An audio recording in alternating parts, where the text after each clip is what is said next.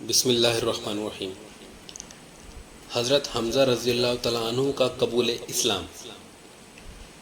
مکہ کی فضا ظلم و جور کے ان سیاہ بادلوں سے غمگیر تھی کہ اچانک ایک بجلی چمکی اور مقہوروں کا راستہ روشن ہو گیا، یعنی حضرت حمزہ رضی اللہ تعالیٰ عنہ مسلمان ہو گئے۔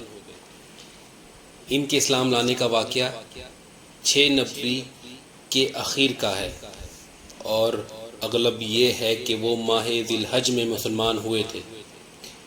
ان کے اسلام لانے کا سبب یہ ہے کہ ایک روز ابو جہل کوہ صفا کے نزدیک رسول اللہ صلی اللہ علیہ وسلم کے پاس سے گزرا تو آپ صلی اللہ علیہ وسلم کو ایذا پہنچائی اور سخت سست کہا۔ رسول اللہ صلی اللہ علیہ وسلم خاموش رہے اور کچھ بھی نہ کہا، لیکن اس کے بعد اس نے آپ صلی اللہ علیہ وسلم کے سر پر ایک پتھر دے مارا، جس سے ایسی چوٹ آئی کہ خون بہہ نکلا۔ پھر وہ خانہ کعبہ کے پاس قریش کی مجلس میں جا بیٹھا۔ عبداللہ بن جدعان کی ایک لونڈی کوہ صفا پر واقع اپنے مکان سے یہ سارا منظر دیکھ رہی تھی۔ حضرت حمزہ رضی اللہ تعالیٰ عنہ کمان حائل کیے شکار سے واپس تشریف لائے تو اس نے ان سے ابو جہل کی ساری حرکت سنائی۔ حضرت حمزہ غصے سے بھڑک اٹھے۔ یہ قریش کے سب سے طاقتور اور مضبوط جوان تھے۔ ماجرا سن کر کہیں ایک لمحہ رکے بغیر دوڑتے ہوئے اور یہ تہیہ کرتے ہوئے آئے کہ جو ہی ابو جہل کا سامنا ہوگا اس کی مرمت کر دیں گے۔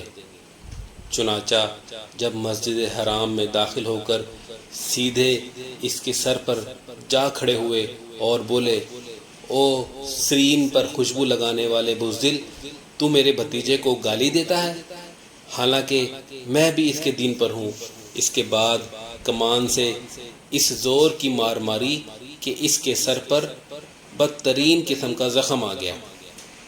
اس پر ابو جہل کے قبیلے بنو مخزوم اور حضرت حمزہ رضی اللہ تعالیٰ عنہ کے قبیلے بنو ہاشم کے لوگ ایک دوسرے کے خلاف بھڑک اٹھے، لیکن ابو جہل نے یہ کہہ کر انہیں خاموش کر دیا کہ ابو عمارہ کو جانے دو، میں نے واقعی اس کے بھتیجے کو بہت بری گالی دی تھی۔